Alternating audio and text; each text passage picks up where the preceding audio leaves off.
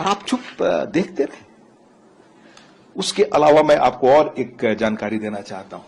ये एक लेख है ब्रह्मचेलानी का। ब्रह्मचेलानी सबसे इफेक्टिव ढंग से लिखने वाले हमारे खास तौर से डिफेंस वगैरह के मामले में है।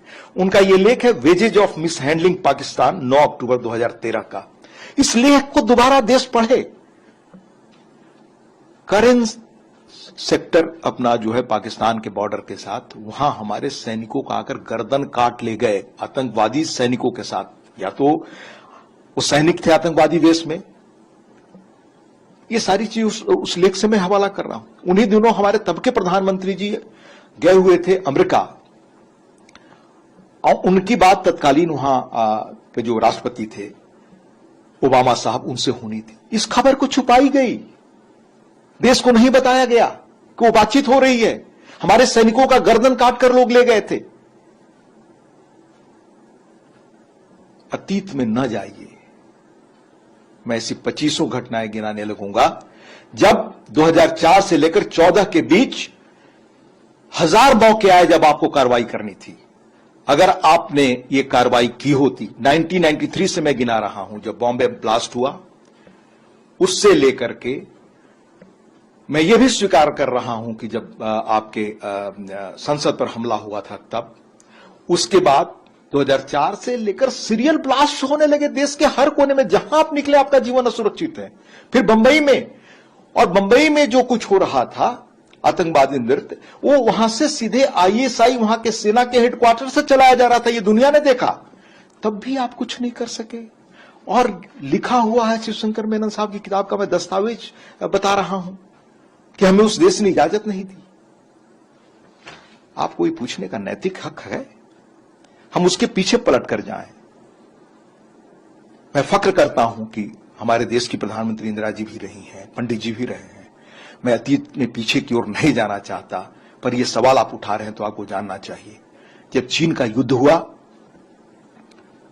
तो पंडित जी के ही परिवार के हाई कमिश्नर थे बीके नेहरू साहब आपके अमेरिका में।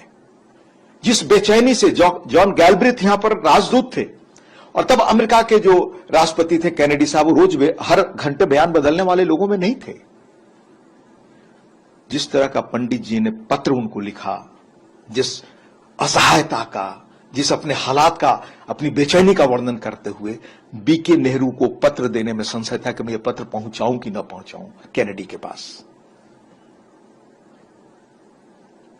और मेजर दलवई की किताब है चाइना वॉर पे, देश को पढ़ना चाहिए। वो आर्मी में अधिकारी थे। हंडरसन और मेहता की रिपोर्ट है जो भारत सरकार ने चीन के हाथ पर बनाई थी। उस रिपोर्ट को दबा दिया गया, बाहर आने नहीं दिया गया। ये किसने किया?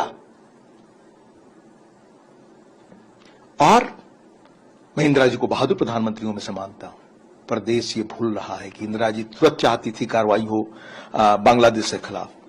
इट वॉज मानिक शाह जिन्होंने कहा कि नहीं मैडम, मैं कोई कार्रवाई भी नहीं करूंगा, मुझे आर्मी की तैयारी करनी।